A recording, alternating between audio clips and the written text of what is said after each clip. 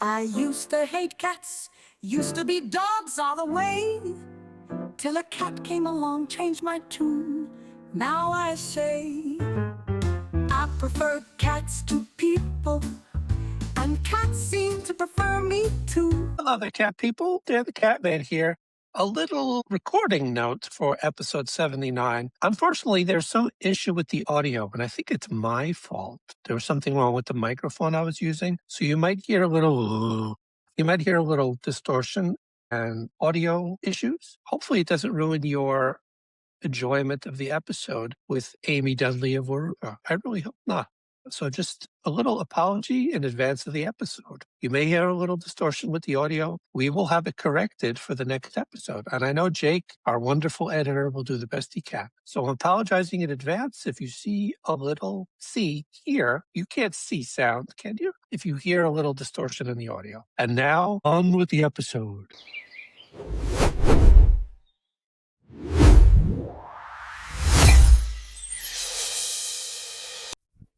Hello there, cat people. Dan the Catman here, along with Michelle the Meow Maven. Hi, guys. As radiant as ever. And welcome to episode 79 of the Shelter Cats podcast. And joining us, even for our introduction, is Amy Dudley from Weruva. Hello. You are the community manager from Weruva. Did I get that right? Yeah, it's a moving title. I have lots of hats or lots of litter boxes, as I like to say, that I play in. Yeah. Believe me, we understand. We produce ourselves now, so we totally get it. But anyway, Yeah. welcome.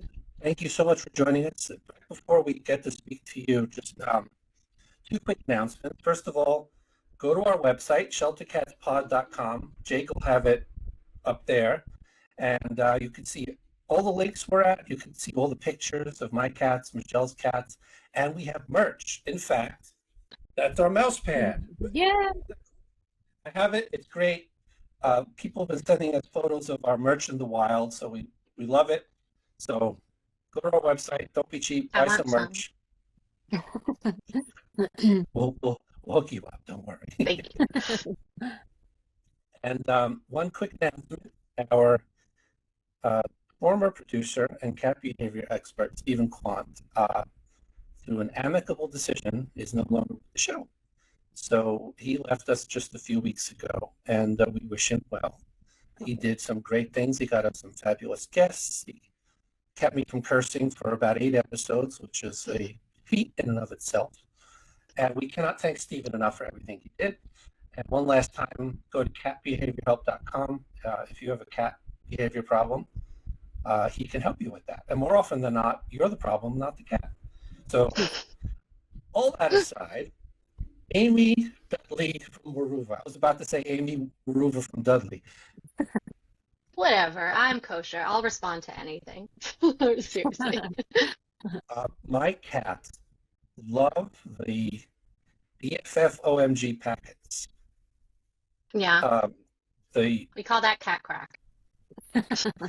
I can't, not that any cat food is attractive, but it's not the best looking cat food, but the bowls are clean. They love it, and it's the best. For me, when she had cancer, she passed a year and a half ago, that was my go-to for her medication, because I was able to crush the pill, and she was completely clueless about. Yeah. And that was the brand that she would eat even when her health was failing. So yeah, to this day, when I crack open those packets, they're like, it's Weruva, it's Weruva. So I'm not surprised to hear a lot of people use OMG, especially the pouches or even the cans. Mostly the pink bottom ones, the tuna-based ones are like the Yes. tastiest ones. Tickles and all those guys. So before we get to Weruva's story, what's your story? How did you get involved with them, and what's your background? My background, since I was able to join the workforce at 15 and a half, has been in the pet industry, mostly in the retail side of things, you know, those big boys of PetSmart, Petco, etc. And I started out with like the dog side of things. It was like very into dogs, did dog training and all that fun stuff. And then two cats showed up outside of the PetSmart that I worked at when I was in Arizona, and I was like, I want that ugly one. She had cross eyes. She had a bobtail kitten, and I was like, that's mine. And I named her Kitten because, 18 being smart. So funny. And yeah, so then I was like all about cats from then on, and that was technically Kitten turned into Mittens, and she actually passed right before Thanksgiving at 18. So yeah, she lived a really great life. Yeah, Miss Mittens. I'm sorry, my foster. Sorry. Okay, she's good. There's nothing bad up there. Yeah, No and so problem. then from there I moved to New York City. I came here to do acting, and I kind of just got dissuaded from that because it's not a fun industry, I'm not gonna lie. A lot of no's, and who can say no is cats. Um, no matter what, they can say no to me, and I can't say no to them. So I worked for a bit, continuing in the retail side of things, and I worked for a manufacturer of cat toys and beds and stuff like that, based out of Jamaica, Queens. And then I moved into a sales position at Weruva in 2018. And so then I was a regional sales manager, driving all over to those, small little mom and pop pet stores all across Long Island, the city, Connecticut, Massachusetts, Rhode Island, Wow. for 7 years. And then I recently, well, not 7 years, 5 years, and then I recently switched into about 3 years ago, almost, into the social media position at Weruva. Never really had one. So they were like, Amy, you got the personality, let's go. And so that kind of transitioned into running our donations, running our philanthropy side of things, doing events, as well as, community outreach. And then what else do I do? Just the social media. I do content creation. I do video editing. I do posts. I'm the person behind the account. So if you're ever talking to someone behind Weruva and it's a little too like, it's me. If it's like serious, then it's one of our customer service, wonderful people. And so yeah, that's pretty much it. Been there for 8 years now. The best careers are the ones that you kind of back into without expecting. Yeah. Uh, you know, I cannot. I love that story because I did not set out to be a podcast creator or work in healthcare for my bread and butter. And here Right. we are. So those are the best Yeah. careers when you just got to make up your job and you know Yeah. And that's take kind of on why my title is responsibilities. in limbo. Like I was like thinking, I was like, okay, so right now it says like legally, I'm a social media specialist, and I was like, I don't just do social media. And like I'm very proud of being able to take the lead and the control of our philanthropy side of things, and going to different shelters and donating 22 pallets to shelters, just being an advocate in that sense for the philanthropy side of Weruva, which has been always a thing for us. We're still family owned and operated, and it's very strong and powerful in us, but we just have never had anybody be like, yeah, you see this shelter right here? Let me tell you all about this shelter. And yeah, we gave them some food, great, but like, let me tell you all about this shelter. And so that's kind of where I've been able to charge forward with their philanthropy. That's amazing. What's the I was drawn to Weruva because the cans, the packaging is so kind of wild, and that Yeah. was, you know, I didn't. I hosted a podcast for 3 years. I'm still terrible at the nutrition aspect of of um of cat nutrition. Yeah. But you were on Gemma's show, Gemma Smith's show. She's a friend of ours. She's been on twice, and I basically stole you from her show. That's Um, okay. we do I'm that, happy to. and she said it's a non-judgment conversation. I like that term, a Hmm. non-judgment conversation, because I don't know anything about it. I was drawn to Weruva by why is this packaging so out there and wild? What is this? It says, oh my God, let me try one. And my cats loved it. So can you give us well, you're the social media. What's the history of Weruva? What's the name? I know you mentioned the name is related to Yeah. the three rescue cats. How did Weruva get started? Yeah, so the family tale is our co-founders, David and Stacie Forman, were on a date in Manhattan and they found a cat on the side of the road. And it's lore to be like, oh, it was like raining and cold and wet, and there was an orange kitten on the side of the road on 57th Street, you know. So they obviously swooped that cat up, brought it back into their home, and Stacie and David ran back downstairs. There was a local pet stop or pet store there, and bought them. Whatever the person said was like, this is the best cat food ever. Like, here, take this to your cat. And every single can they opened, Rudy was like, nah, I'm a street cat. Like, I know what I like. I know real meat. I know what a rat tastes like. I know what a fish tastes like. Well, probably not a fish, but maybe a leftover fish. And so they were like desperate. They're like, what does this cat want to eat? And so David thought of going into their regular human pantry and opening up a can of tuna, regular tuna that you and I would eat out of a can. And Rudy was like, that's my jam. And so, like there wasn't that mystery mush as you normally see when you open cat food, where it's just a gray brown color.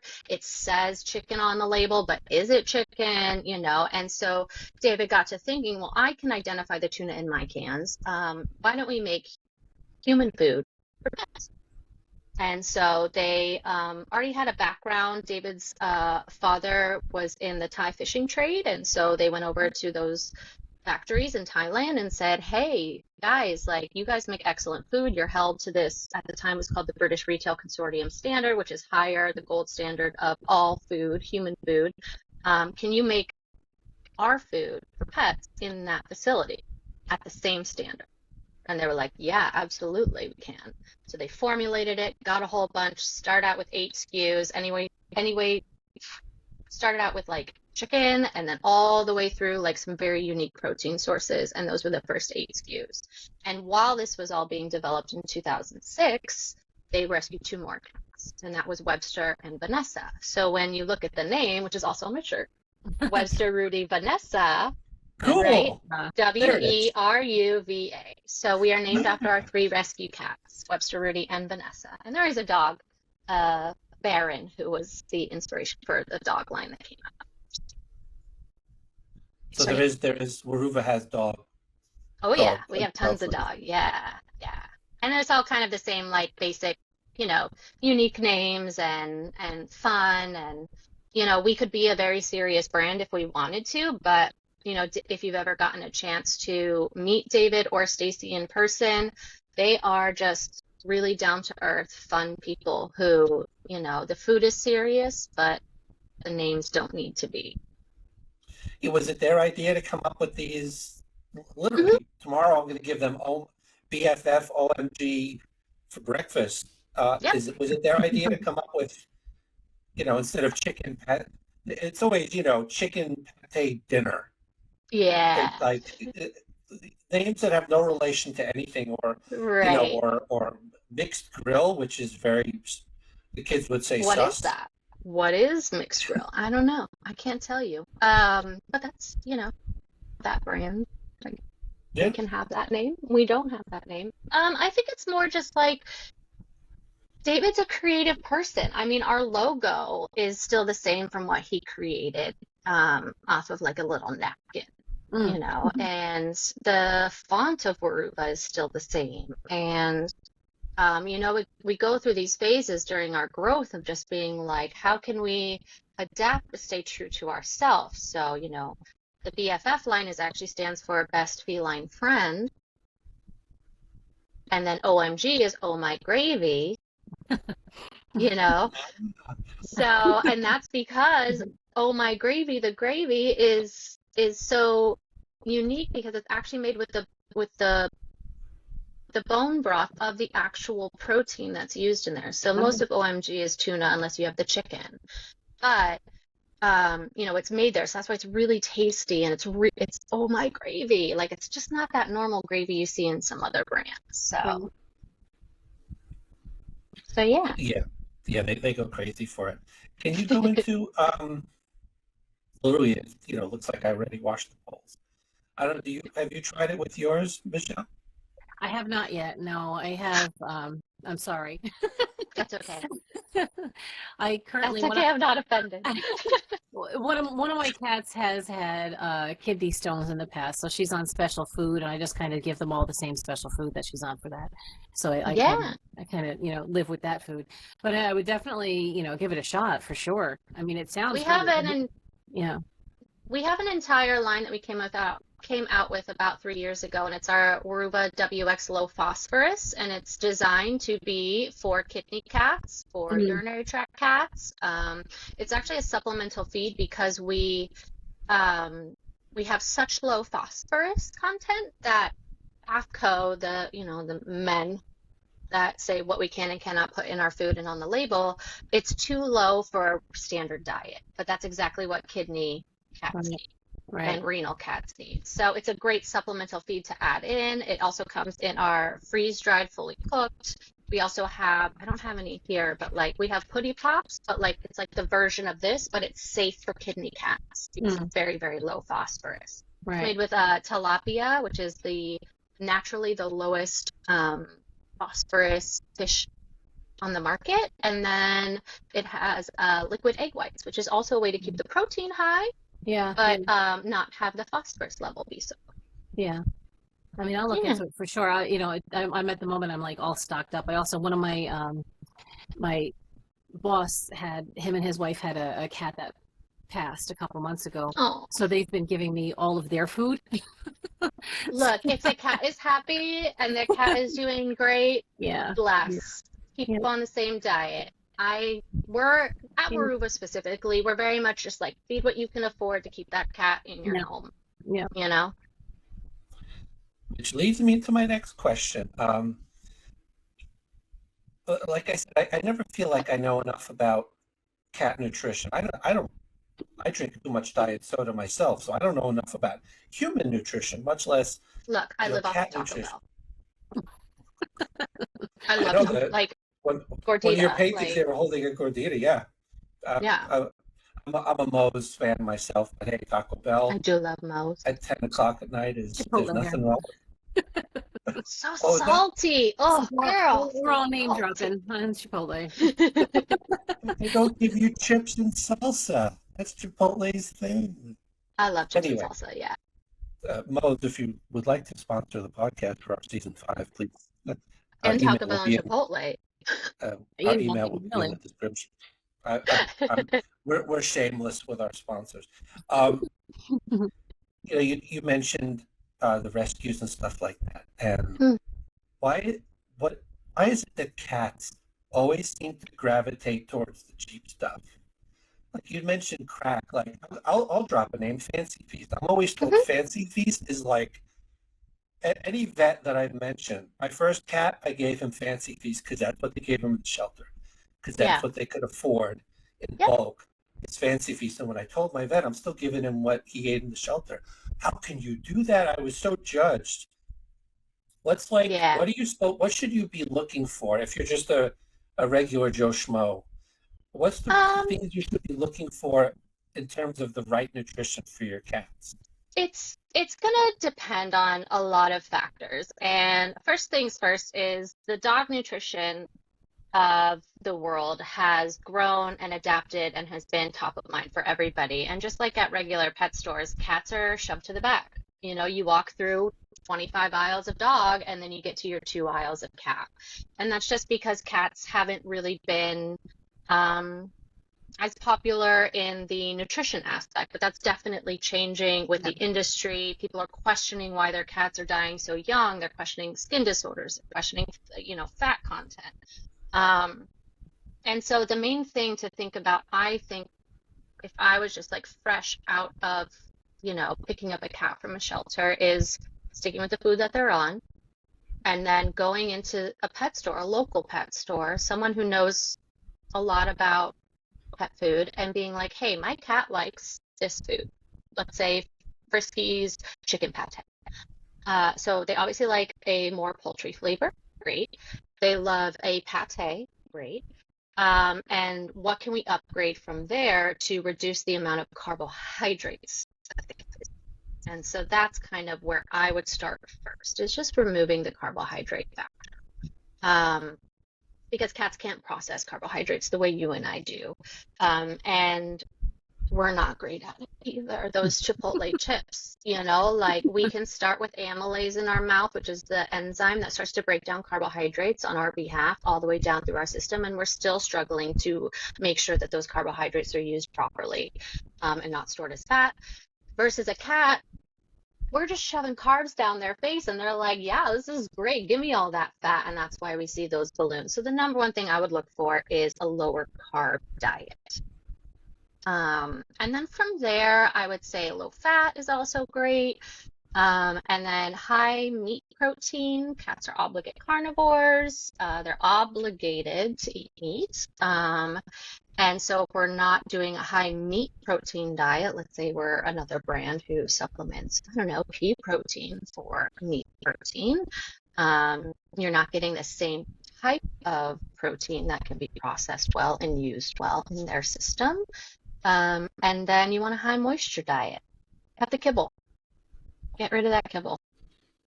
Yeah, I actually stopped after we had we had actually Jackson Galaxy was on as our season premiere this season, and last season we had Terry Grow on, and we both had Terry Grow it was a whole conversation about nutrition and everything, and based on her conversation, then also kind of re-supported by Jackson Galaxy, I stopped free feeding my cats, which I had wanted to do for a long time. So I stopped free feeding them. I don't put hard food out all day. I do have a couple of enrichment toys that have the food in there. I actually just got a new one recently that I like. They really like it. It holds a lot of food.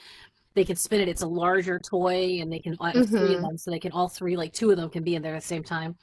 But anyway, I stopped free feeding them. But what I've done is I do give them more wet food. So I give them a pretty substantial meal in the morning and a substantial meal at night.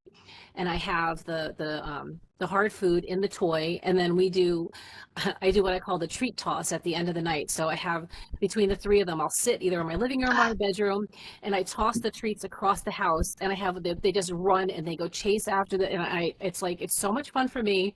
It's so much fun for them, and they still get that hard food crunch that they like. They get to chase, they get to hunt it down, so it was a little bit of a difficult transition in the beginning to not have that hard food out all the time. Yeah. And to be honest, they do seem like they're hungry all the time. They're not. Yeah. Because they get plenty. Right. But cats being cats, they're just constantly so they're habitual. So if they've been, for 5 years being free fed and that food is no longer available to them, they're going to go and go crazy and scream all night. And then once you just keep sticking with the habit, then they just slowly adjust to it and they realize, okay, my food's going to come at the proper time. I'm not outside fending for myself. Yep. I have food coming, and then that actually helps increase their metabolism too, and just their digestive process. Yeah. So. And what I noticed actually pretty soon after I stopped that, maybe within weeks, honestly, their fur was softer. Oh my God. The fur was Isn't softer. that amazing? Yeah. I was like, oh, and it was a noticeable difference. It wasn't just, I think it's softer. It was, holy cow, this is softer and shinier. Yeah. So it makes a huge difference. I do still feel sure. every once in a while I'll put out, I don't do enough that'll last the day, but this morning as a Sunday morning treat, I did put a little bit of hard food out for them just to have as supplemental to their breakfast, but it's not enough. They didn't even eat all of it, actually, the little bit that I put out. So I don't know what that means. That they were satiated. That's all. Yep. There's no longer that gorge, that need to finish because God forbid nothing comes next, right? Yeah. Or especially if it's a multi-cat household, it's also fear of competition. Yeah. Of if I don't eat my full chunks worth or even more so, then Charlie's gonna get it or Bubby's gonna get it, so it also helped with like attitude and behavior as well. Jake, I need you to insert that Homer hides in the bushes thing right here at this spot, because I leave dry food out. That's okay. I cannot lie. That's My totally okay. Look, That's I what had we mean by one of my with previous Gemma. cats, my previous cat, Monday, Dan, the one that was 20 years old, I had her 20 years from kitten to when she ultimately passed at 20. She lived entirely on hard food. Mhm. She didn't want wet food. I would occasionally give her like a can of Fancy Feast, or whatever was on sale, to be honest, at that time. But she lived entirely on hard food, and she lived to be 20. And her only medical issues her entire life were respiratory issues. So that had really nothing to do with what she was, with the type of food she was eating. But Yeah, that could totally happen. yeah. Yeah. So, As far as like, it's not like when I was on with Gemma, and probably what she told you is a judgment-free zone. And I was also on Girls and Their Cats. They did a tour of my house. Was Weruva, as well as myself, feed your cat what you can afford at what's best for them in that moment. And if you can adjust at some point, great. But also, if your cat is not eating for a day, that's not okay. Your cat needs to eat. So if it's kibble, it's kibble. If you're having, some thoughts of increasing their quality of life sometimes, then maybe you might want to switch to no longer free feeding and doing a timer, or putting it in an enrichment toy, or using it as their treats to do, random things and tricks and all that jazz. Because yeah, I do struggle with kibble, in the sense of cats are chronically dehydrated, like chronically dehydrated. They don't have the same instinct as you or I. Like right now, I'm like, you know what? I'm a little thirsty. I'm going to take a sip. Cats don't have that same drive, because they think that their moisture is going to come through their prey or their meat, which is, out in the desert, it would be a little mouse, it might be a bird. And so they don't have that natural instinct to drink. And when you look at the ingredients and what's required by APCO, it's actually required to put a salt additive into cat food to encourage them to drink, which is also added into your kidney food a lot of times to encourage them to drink more, like an excessive amount of salt. It might come in the form of like Weruva doesn't like the idea of putting more salt in our food, but we're required by law to do so to be an adult maintenance. So we put in something like celery salt, which is not going to add calories. It's not going to be excessive in sodium, but other brands might just put literally the word salt on their label, and that's because they added in salt and to encourage cats to drink, especially in your carbohydrate food, which is kibble. So that's kind of my stance on kibble. My cats both ate kibble. This feral foster thing I have in my house right now, she loves kibble, but she gets it, like I have a little tiny spoon that's about this big, and she gets that tiny spoon once a day, and that's it. yeah. And then I use those kibbles as treats to get her to not try and murder me. But yeah, there's no judgments here though, if your cat is doing great, no health problem, whatever. Yeah, there. My behaviorally, and I wanted to ask you about this as well. My cats, it seems that a lot of cats, like you said, the OMG is the crack. They seem to prefer the cheaper, like crack-based brands. Is there some? I've gotten, the real high test brands.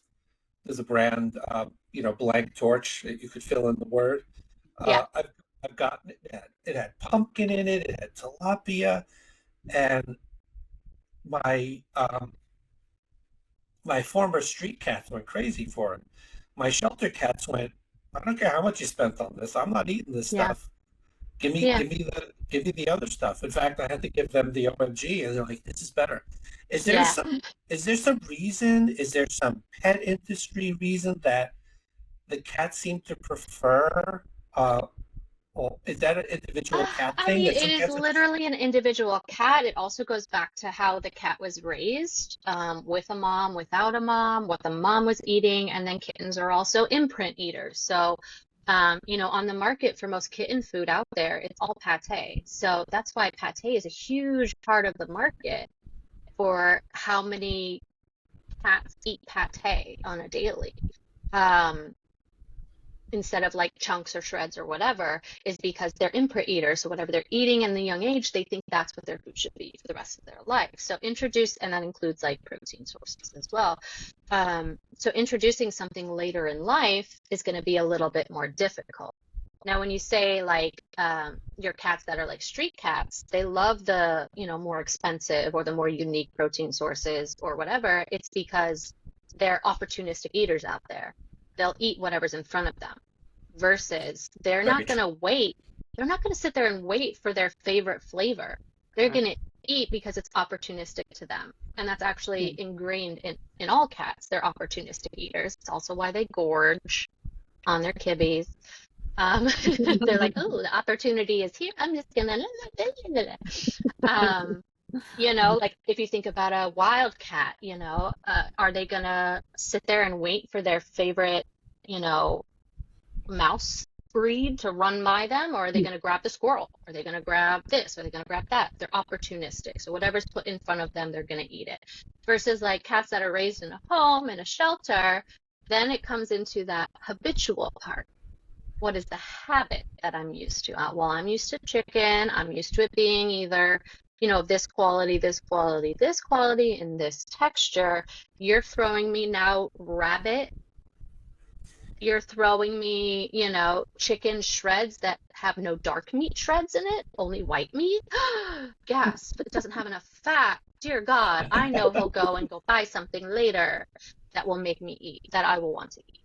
So, there's no magic thing that's there. It's just really how that cat from, the time it's not suckling on the mom gets fed. And shelter cats, they're usually fed the same thing pretty much, but once they get the taste of something that they like, they might want to stick with it. I volunteer with Puppy Kitty New York City every Tuesday. And it's next to maybe 5 cats in the shelter of 70 that will eat Friskies. And when that's all we have to feed, we're like, none of these cats are eating. We're throwing out Wow. food. And so, I mean, they are a little spoiled because they're connected to me. And so I send them a lot of Weruva. And so they may be spoiled now a little bit, but like, some cats there are just like, it needs to be beef, fancy feast, gravy lovers. That's some cats are like, I'll eat whatever you put in front of me, like the free feeders that run around. They have a little feral corner where they all gang up together and say, no, you can't touch us, but give us our favorite food, and it's Friskies. So it's just really what that cat wants, I just want to say for the sadly. record, I am also an opportunistic eater. Just gonna Same, put that. Oh, heck same. yes. I There think we is all a are. pound cake over there. I have been regretting leaving on the counter and not here. I know cats are obligate carnivores. I'm an obligate cookie-vor. Cookie Did I board. just did I just make up a term? You Um, did. Yep. you know, this is going to sound very salesy, but can you go into the ingredients and like what goes into Weruva's food and Yeah, what makes it absolutely. better? Like in comparison to the others, what goes Well, into the science of coming up with these formulas? yeah, so we absolutely will never trash talk another brand. We don't like to compare ourselves in the sense of like us versus Fancy Feast, us versus Tiki Cat, us versus, all these different brands, because each brand is obviously offering something, otherwise it wouldn't be on the shelf. You know, Right. but as far as Weruva goes and Weruva standards, I know that sounded like a very much like a I'm staying square. Um, but it's not. It's more like Weruva is founded in what you see is what you get. That's kind of our philosophy on it. So we do not like the mystery mush. And it took us, I think, almost 12, no, not 12, 15 years, I think is what the quote is, 15 years to come out with a pate because we could not figure out how to not make it that mystery dish. But we always start with fresh ingredients, obviously. Who wouldn't start with fresh ingredients? But you know, we're GMO free, grass fed, free range, hormone free, antibiotic free ingredients. And then we process them in a facility like with the BRC, which is now considered something else. I don't know what it's called now, but that gold standard of human food processing, we're held to that standard. So we have to have the quality ingredients to even enter that facility. Got it. And then once they're being processed, it's not just like a chain of like food coming in. Okay, we're doing tilapia. Okay, we're doing chicken. Okay, we're doing beef. What we're doing in our factories and manufacturing facilities is we are taking that one specific protein. So let's say it's chicken. It's the easiest one. And that chicken is going from a plucked and the feet are gone and the beak is gone and everything. And now you just have your meat and your bones. And then professional, we call them filleters for fish, but I can't remember what the term is. Professionals literally take that apart. They hand break it down. So then you're pulling that white, delicious breast meat into one can. Then you're pulling that dark meat into another brand of ours. And then you're using that bone, that the carcass that's left over, it's going across the street to a non-human food facility because it's a carcass now. And then it's being made into bone broth that is then transferred back over into that original manufacturing facility to then be used as a human quality bone broth. And then they are formulated together with their vitamin packs to make sure they're a complete diet. And then they're sealed and cooked, and that's it. There's nothing mysterious about our food. And that's kind of why I'm very passionate about Weruva and why I love talking about it. Like if we were at a bar, I'd be like, what do you feed your cat? Tell me about it. You know? Icebreaker. It's, yeah, and like I'm married and my husband's like, dear God, like, can you just stop talking to people about their cats? Like, Never. never. And I'm like, oh, you feed that? Oh. And I'm like, You really make you really do make that case, don't you? I do. Oh God. But as far as like, okay, so let's say that's our can of pollock and chicken, white breast meat, chicken broth, vitamins and minerals. That's our pollock and chicken can. And then the dark meat went into our cats in the kitchen, chicken fricassee, or it went into our BFF OMG check meat, right? So that darker meat went into other brands of ours. That white meat stayed in our classic line, which is our like tiered line, our highest cost food, and then it goes down one level because we use dark meat in the cats in the kitchen line, and then we use even more darker meat in the OMG because guess what? At Thanksgiving or whatever, we all like the dark cuts of meat. They're tastier, they're more flavorful, but they're cheaper on the market. You're not going and getting, dark cuts of meat at the grocery store. You're getting that white breast meat chicken. Yeah. Right? So the market also plays into why things are more expensive than other things. And yeah, I mean, I eat pollock and chicken all the time. I know, I'm sorry to say it, but I do. I eat pollock and chicken all the time. I'll eat it on here if you want to see it. Sure. And that's just because of the quality and the standards that we are held to over in Thailand is ridiculous, and it would cost so much more money to make it here. Yeah. Because we would need to have a certain level of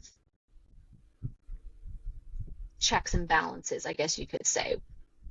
We've made a few foods in America and we've regretted our choices. Let's just say that. So everything's manufactured in Thailand. Yes, except for our new Tootsie's treats. Those are manufactured here. They're our first crunchy treat. And then we have, we recently acquired Cat Person, the brand Cat Person, which was an online only brand. We acquired them about a year, 2 years ago, I think, and we are reformulating a lot of their stuff, especially their kibble. And the reason why we wanted them and their kibble was because we understood, like, hey, there's people that are going to feed kibble. Let's make the best kibble we can. Let's take theirs, adjust it, and then also move it into the Weruva sphere of obligate carnivore, high meat protein, moisture-rich diet, and combine the two. So Sorry, I could talk forever. no, it's very eye-opening for me. So I know I've asked this before. I think I even asked Terry this question, Michelle. Yeah. So cats are obligate carnivores, which, if I understand correctly, they're obligated to eat meat. What's with the fish thing? Why are so many cat food brands fish, salmon? Mhm. Was it? It's honestly flavor, palatability, and cost. That's why you're going to see a lot more fish flavors than you are going to see land-based proteins. If you think about it, the ocean provides and lakes provide, there's no rent, there's no overhead to grow those things, those fish, versus like if you're trying to raise good chickens, it's going to cost you. It's going to have land and feed and hormones and whatever, right? And then so fish are just cheaper on the market. We are fish heavy on a lot of our stuff, and that's just because Thailand is considered it's not even considered, it is the largest exporter of human grade fish products in the world. And that's just because of its access to really deep and clean oceans. It goes all the way down to Australia. You could go over to Japan. You can go over to Korea. There's all these different areas that you can fish safely from. And so that's kind of why we have a lot more fish. But I'm sure you've heard, correct me if I'm wrong, I'm pretty sure fish is bad for cats. Have you ever heard that? I don't think I've heard that. I know. Yeah. No, I don't think I've heard that. I've heard, the notion, like you said, about the flavor palette and those sorts of things. That we've heard before. I think that was a big part of our conversation with Terry. I don't know that it's bad for, is it the was it nitrogen, or what is it that fish? No, you think of like mercury. So sometimes it is. Yeah. There's like a few let's call them questions that people have, and what pops up in Facebook groups and Reddit threads and all this about fish. Number one is mercury. People think that we're, any manufacturer is getting those big, huge tunas that are 200 years old, like on, Biggest Catch or whatever that television show is. That beast is dense with mercury because of its age, because of where it swims, and it's also a top predator, right? So it's eating other fish with mercury in it. So it's just a ball of mercury. We are using fish, especially like tunas, other tunas that are top swimmers, that are reproducing at a quick rate, and we're getting them at a young age. So there's no way that they are the same amount of mercury, and we also test for mercury levels in ours. The second big question that people have about feeding fish is foams, phosphorus. And that's because manufacturers can live in a gray area between black and white of what AFCO says can go into your cat's food as far as fish goes. Fish on the label can mean the entire thing chucked in. Eyeballs, teeth, tails, scales, whatever. That's fine if that's what the manufacturer wants to do. If they want to cut corners, make it cheaper for, their food, great. For us, we hand fillet. We remove all of the flesh from the bone, with both mechanically and with those professional filleters, like I mentioned with the chicken, where their livelihood over in Thailand this is their passion, is filleting fish, right? They love to do it. They're professionals. They're unionized people. And so we use that nice white tuna meat, let's just say, fillet, into things like our Mideast feast, which is a popular one. But then if you think about your OMG tickles, let's say, which is tuna and turkey, that tuna in there is not white meat tuna. It's not that same fillet. It is actually the red meat tuna, which is very, very close to the bone, very fatty, very flavorful. To us as Westerners, we view that as like not top quality fish. We want that white fillet of that Right. tuna. We don't want that red thing. Over in the Eastern culture, that is their favorite. They love that taste. It's fatty, it's delicious, it's malleable, it's, it's just delicious to them. But over here, we're like, nah, it smells too much like fish. I want I want fish that tastes like chicken. And so we actually use that red meat tuna in those cheaper lines, cheaper meaning price line, like OMG, BFF, and cats love it. And it's to everyone's benefit because it's cheaper for us to manufacture because we're using both the white meat for one line and then we're using the red meat for another. It's also on the market. We're not doing a bunch of white fillets of fish. We're doing half and half, and we're doing, what is cheap on the market in Thailand into cat food. And it's just kind of full circle using every part of the fish and the quality. And then those fish bones, they go like the chicken ones across the street into the non-human food facility and made into bone broth, and then it's right back in. And so that's why it's so tasty. Does that answer your question? I don't know. It really does. It really does. Okay, Thank good. you. Also, I want to, you mentioned Weruva and the community and Weruva and what they do with rescues. And I know we've in the 3 years, we've had a whole bunch of rescues from little shelter out on the island to, individual rescuers. And the two biggest concerns are vet bills. Yep. You can't see me counting. Vet bills and the need for food for colonies that they feed and cats that they have, if they have physical shelters. So is helping in the community something Weruva has always done? Is it something that you're doing more of these days? Can you speak about that? Yeah, so David and Stacie Forman are first and foremost good people. But here's my caveat, but they are humble people. They don't like the spotlight. They don't want Weruva's name as Super Bowl commercials. They don't want a sad, because it's a dog food, just food for dogs, sad commercial, farmer's dog, sad commercial, making people, oh, we donate. But we also spent, $50,000 on this ad versus that going to shelter cats or dogs. So they're very humble people, and they would go broke to help an animal and to help their community, whether that's down in Florida where they live now or where they originally started in Natick, Massachusetts, where our home office is. Stacie has missed meetings because she's seen, a seagull on the side of the road that she needed to take to the wild animal bird fund. It is at the heart of what we do. It's just now that I've and my boss, Stacie, have really put the charge of, we need to tell people that we do this, that we're not just some company that's benefiting and not giving back.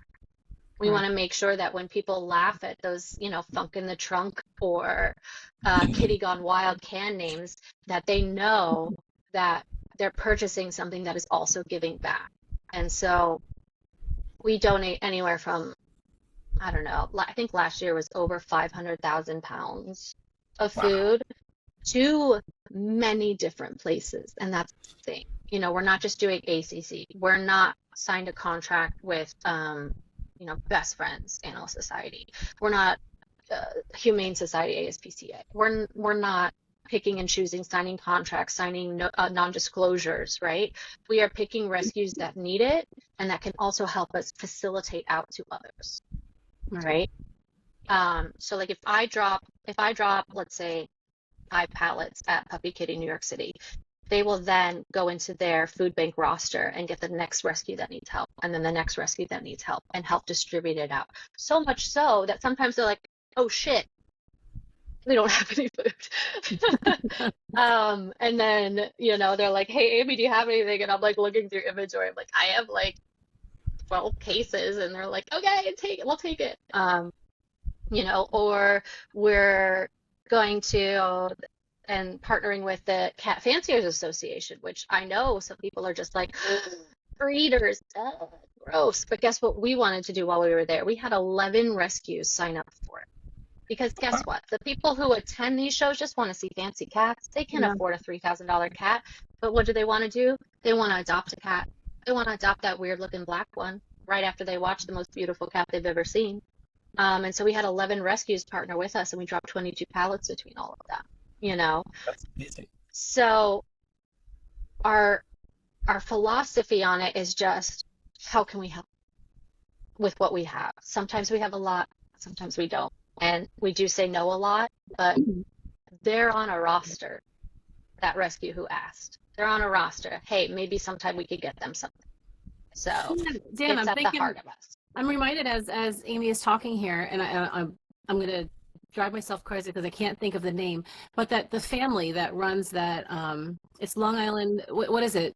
It's Sonoma family. They do a Long Island Rescue Advocates. That's it. Well, we've only had them on twice, so we can't remember the name. I know. They do a quality drive every year where they donate food and supplies to local rescues. They do a holiday. And they work with across Long Island. They work with a couple of different, and they change it pretty much every year. They have a couple that are steady throughout the years, but every year we work with a few new rescues or shelters, just places that need help, and determine what help places need, and which ones need the most help.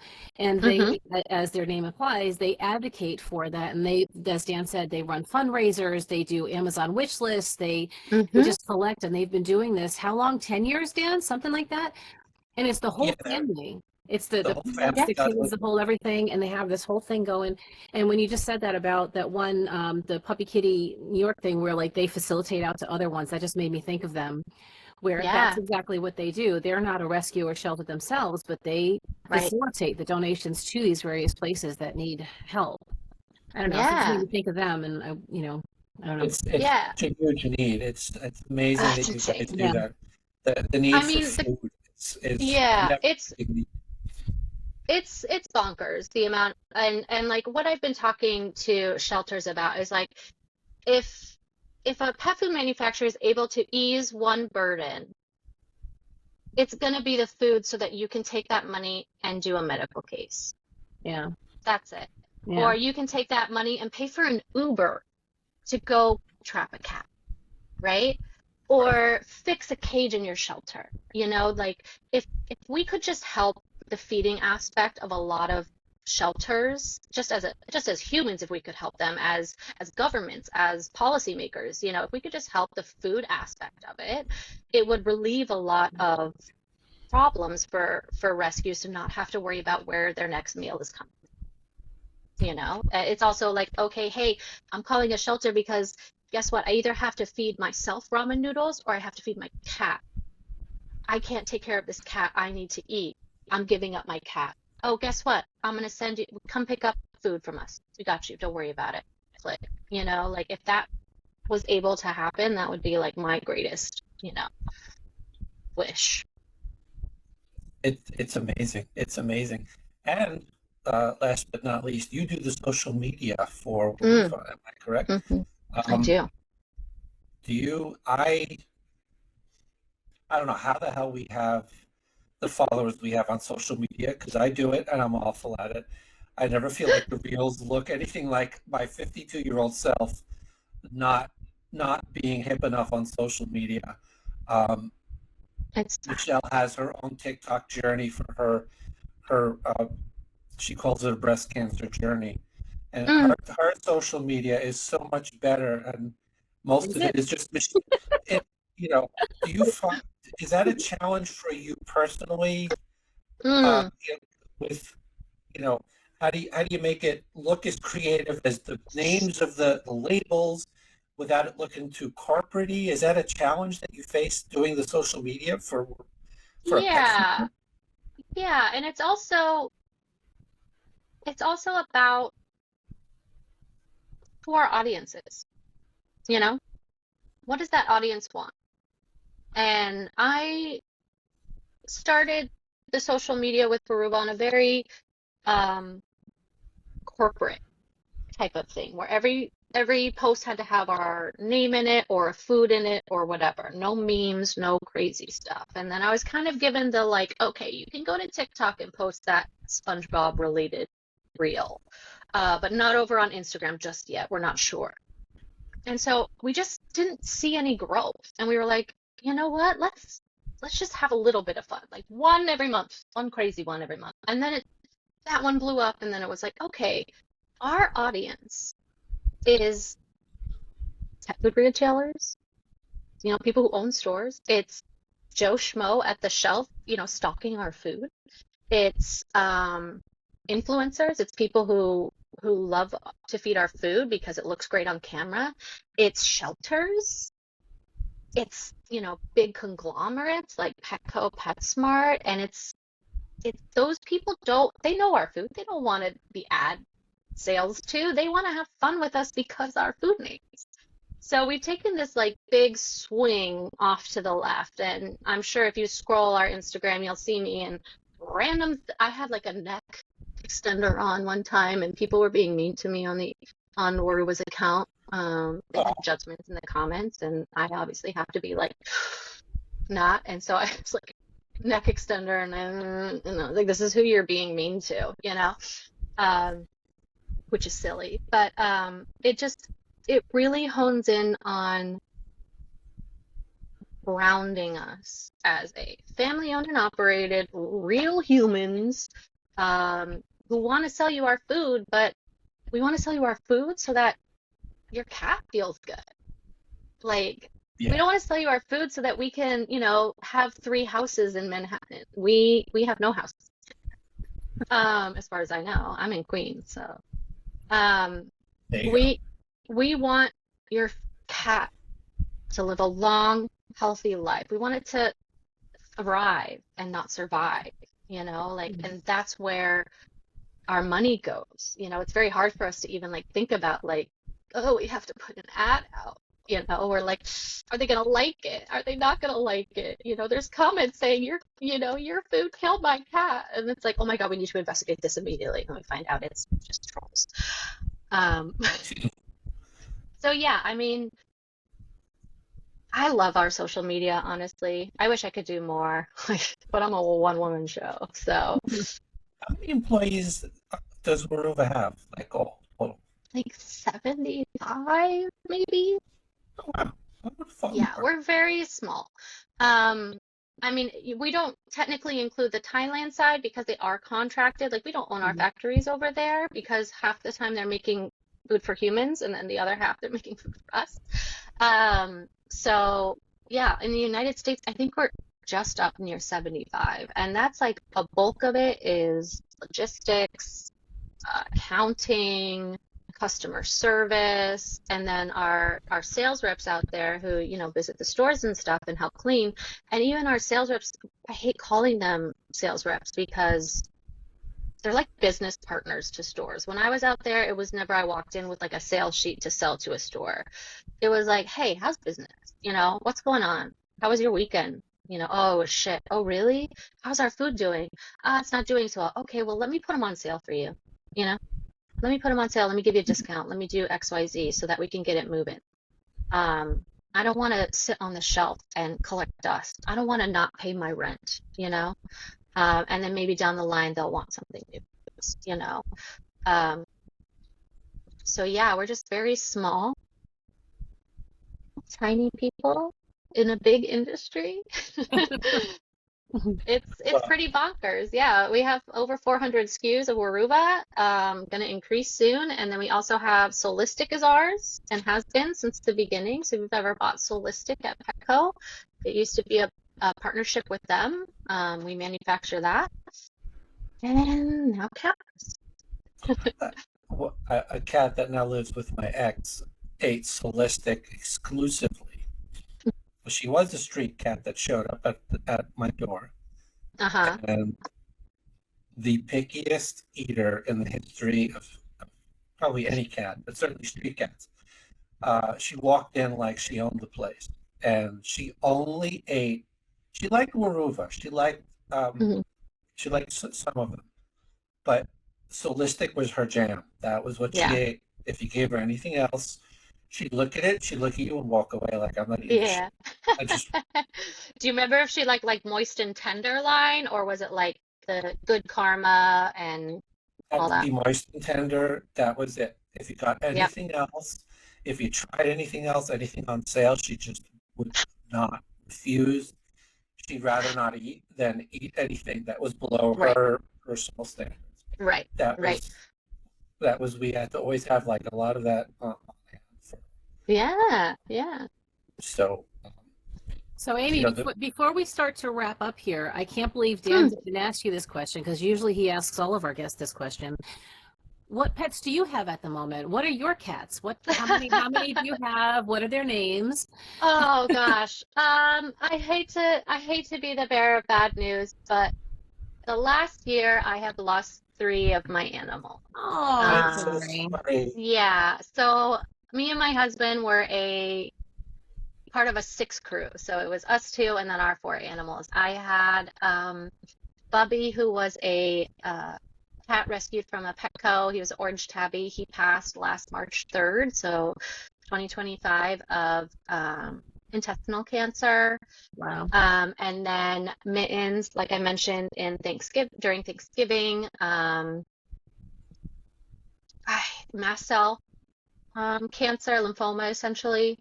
And then I just lost my heart dog, Pickles, who was 17, due to congestive heart failure on the anniversary of Bubby's death, my first cat's death, Oh, boy. March 3rd of this year. So we Sorry. have one dog. She's great. She's a foster fail from Hearts and Bones Rescue out in Texas during COVID.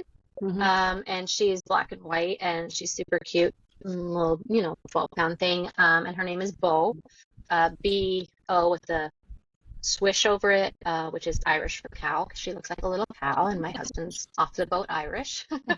And we just thought that was great. And then I've been focusing on letting myself grieve and move through the process of not having cats in my home, not stepping on litter. That didn't last very long.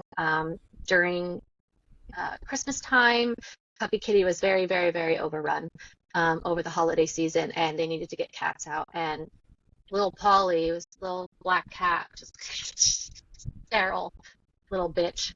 I was like, you know what? I've never had a feral kitten. I want to do this. So I brought her home, and she's been here for about 60 days. And she is now named Snooky. I named her Snooky because Aw. she got Cute. that jersey in her, She's like, where's the beach? She is amazing. Every week she's turned into a new cat. Like this past week, she's learned that like I can be touched and I like it. Like I can run up to your legs and rub them against them. Like her mind is like blown. And so she's available for adoption. And then, summertime brings kittens, and I've had little tiny bottle feeders, and I love them. And, I volunteer at the shelter every week, and I never know when something might come up or when I'm ready. But we live in 500 square feet in Queens, and, 4 animals was a lot, and it's a lot to get a sitter to go away to Mexico. Yeah, yeah. You take all the time you need. You'll know when. Yeah. You'll know. They Yeah. find you. You don't. Oh, yeah, adopt. they find find. you. Yeah, and everyone's like, oh, you're going to keep Snooky. And I'm like, no, this needs to leave. She needs to get out. I do She have needs to get out. a little funny story. You said you named the other one Mittens. That was Kitten originally. I Mhm. had many, many years ago, I had 2 cats that were brothers, and I named them Chat and Gato. So it was, I thought it was so clever. I'm like, oh, it's cat and cat. Right? When you can't think of a name, go with the basics. Yeah, yeah, for sure. I did want to mention to you guys though, because I do like I hate to call them influencers because the partners that we work with are very unique to our brand in the sense where like they follow our philosophy on feeding, follow our philosophy on community care. I don't know if you guys ever wanted to connect with any of them. We have Catman Chris Poole down in Florida who does amazing work. His cat's Coal and Marmalade. I'm sure you've seen them all over YouTube and fun stuff. He's a very dear friend of mine, and we work with him. And he gets food out to literal colony feeders, trying to support them and stuff. And then, we have Sterling the Trap King, who is also very near and dear to me. He's based out of California now. If you ever wanted to talk to any of our influencers that you see, Feminist Kitty, she's also great for nutrition wise. Yeah, I'm happy to put you guys together Thank with you. them and keep it fresh and Yeah. talk about trapping and talk about Florida's problem and Los Angeles's problem. Yeah, for So sure. whatever you Yeah. guys need, I will We'll, happily introduce. we'll I'm definitely, the hoe. we'll de- Oh wait, no, I'm the pimp. They're my hoes, and I pimp them out to get the message out as much as possible. we'll definitely, My vice president is gonna be like, Amy, what did you say on the podcast? Nothing. I said nothing back. no, we're not editing any of it out. We love it. We love I it. mean, honestly, you don't have to edit any of it. I really don't care because it's all from the heart and Yeah. it's all from, and I feel comfortable saying these things because my company is behind me and because of what our company stands on. Yeah. I'm not worried about a black mark on my record. Yeah. Yeah. Now They ain't gonna yell at me. They probably won't even listen to it. when I saw you on Gemma's show, and Gemma and I have a freestanding. She could steal any of my guests. So Gemma, pick any of my guests. It's fine. It's just she has her podcast as a little more of a burlesque niche than we Right. do. Wouldn't be quite the same fit having burlesque people on the show. But when I saw you and I saw Weruva, I always have the greatest positive vibes about Weruva as a brand. Don't make me blush. My Oh, go my on. my crew here, my crew here love it. I've occasionally, I have about a dozen that show up at my door for food. Aw, Not all at the same time, but they have their, right. they show Right. up. In fact, I think one of them is pregnant. I have to get her trapped. She's a little black It's cat. spay abort season. Hey, spay She showed abort up this morning season. and she's got that bulge. You know what I mean? She's got that look I've in her eye too, like got again. that. I've given them Weruva, and they're like, "Oh my God, this is so good! Oh my God, Yeah. this is so Oh better than wait, before we go, let me see if I have a can of pollock and chicken. I'll eat it.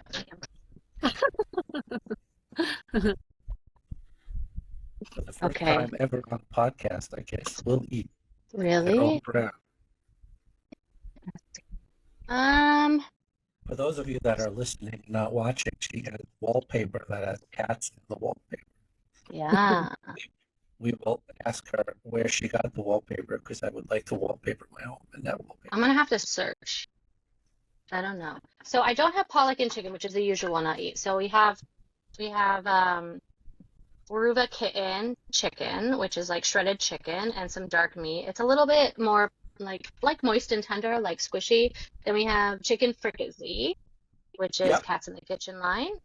Or I can eat our dog awesome belly, which is steak. It's actually sirloin tips. I also can eat, let's see. I don't eat fish, that's my thing. I could eat a putty pop, which is chicken lickable treat, chicken and pumpkin lickable treat. Let's see. Literally go to the girls and their cats and watch Amy from Weruva's, and you'll get a tour of my apartment. And like I open my cabinet, and it's just like all Weruva. Michelle and I are moving in. You choose. Or we have like these new guys. I think they just came out. They're like a bisque type thing, like a topper. Ooh, Yeah. ooh, We're I in the get that. topper zone now. I think I'll do chicken fricassee, because then I can feed it to Snooki and she'll shut So those of you that are listening, Amy from Weruva is now going to eat chicken fricassee, as they say. up. Mm-hmm. The can I'll is try and opening. keep it on camera so you guys know that it's actually, as my husband just walks in. So there's no editing, no editing tricks here. No Please. editing at all. Okay, All special right. effects. So It's not you'll AI, people. no, like I'm sticking my finger in it, right? I'm trying to get like chunks of like the good She's not stuff. even So like using a fork, people. No, She's just going using no. right a in. Okay, like you can see that there's Yep. yeah. like a I would strip try of that on a. chicken. I would try that on a Ritz cracker. So what I tell people about this is that if you can imagine me cooking dinner for you and it's chicken, this is what it's going to taste like. It's just going to taste like chicken with no salt. Have you shared that It's to no guests? seasoning. Ah. And like the reason why I'm so comfortable with this is, oh, here's a big piece. You see that? Yep. Oh Big wow, piece of chicken. that It's because I know and I trust where this is made, how this is sourced, how the chicken is grown, how it's processed, how it's put back in the can, how it's shipped from Thailand over here, how it's stored when it's over here. Otherwise, I don't know, I'm licking my fingers like a weirdo. Otherwise, I would probably not do this to any other brand. I really don't think I would. I don't I'm trust not any just of them. saying this. I'm not just saying this. I would totally spread a little of that on a cracker and eat it. Michelle, would you? At Maybe. events sometimes, Yeah. at events sometimes we do like crackers and we have hot sauce available. And what's really interesting to watch is the parents who come around with their kids. The kids immediately want to try it because they recognize chicken is chicken. Yeah. Chicken looks like chicken. It's not some weird vegetable mystery shaped thing, right? It really does. The adults are Yeah. like, ew, gross, cat food, ew. And the kids are like, it's just chicken. And then they eat it with the cracker, you know? And that just I kind of would go. proves our point. Okay. I'm down. I'm going to try it. Apparently, Michelle might need a I've little heard, convincing. I think yeah, you need to smell it first. That's all. That's all I meant. I'm yeah. very And like, scent driven. yeah, it just smells like baby food, Yeah. chicken baby food. That's Okay. what it smells like to me. But yeah, I've heard if you like fish, the best one is Mideast Feast, which is, I think it's big red eye tuna, Mm. which is very tasty, apparently. I don't know. I don't eat fish. And there's one in our True Lux line, which is our like fancy line, but it's just unique sources that you don't find normally on the market. And then our salmon one there is pretty good. I try the salmon. I'm a fish Yeah, person. Yeah. yeah. If I crack open a can of tuna, I'll give them the water from the Mm, can, Yep. and they know the sound. Apparently, tuna cans open differently than any other can of anything, and they're like waiting for the buffet to open. they're They're like, all yeah, looking. that's not corn. That's That's not a too. can of corn. They go absolutely berserk for it. Amy, Yeah, I never thought we'd have someone actually eat from the brand they work for on the show, but I am so happy you did that. And yeah. thank you thank you for everything. Thank you for the history of Weruva. If the founders want to join us, I know you said they're shy, but they're welcome on They're the very show. shy. We can barely get photos of them because they're like, oh. And they're Whenever also like, they're gorgeous people too. Like they're like models. they're welcome on the show. You're welcome anytime if there's a new brand, a new campaign, anything you want to Yeah, plug. Just you know where to find me, and we'll get you sure. on the show. Yeah, This we'll has have been tons of stuff coming out soon. So, yeah, definitely. if You you ever can want to be talk kidney, if you want to talk specific, like, kidney based, or if you want to talk obligate carnivore more, if you want to talk anatomy, things like that. I'm not going to say that I'm like the best, but I'm the funnest to talk about it with. You are definitely the funnest, and I think we could say that Weruva is the official cat food brand of the Shelter Cats podcast. What do you say, Michelle? Oh my God, yeah. I'll send you some food if I have some. Hey, obviously, if you don't know where to find Weruva, go find Weruva. Go get Weruva. Um, it's not. It's always reasonably priced, in my opinion, and you're giving your cat. She just ate chicken from a can on the show, It's and still she's here. fine. She still has, she didn't turn I green. ate twice actually. Here, She third ate, time. and she's eating another one. You can rest assured you're giving your cats a really good brand with ingredients that they're paying attention to. Yeah. So Amy, thank you so much. Thank Uh, we'll, you, and I'll we'll have- see you all on Instagram. we'll see you on the socials, and Yeah, please go I'm there. follow all Weruva's socials, and you know that Amy is Please, creating so the I can content. keep my job. And one more episode to go for season 4, so we'll see you in the 80th episode and the season finale of season 4. So, Amy, don't go anywhere, and we'll see you in the next episode. Bye for now. I used to hate cats, used to be dogs all the way, till a cat came along, changed my tune. Now I say I prefer cats to people.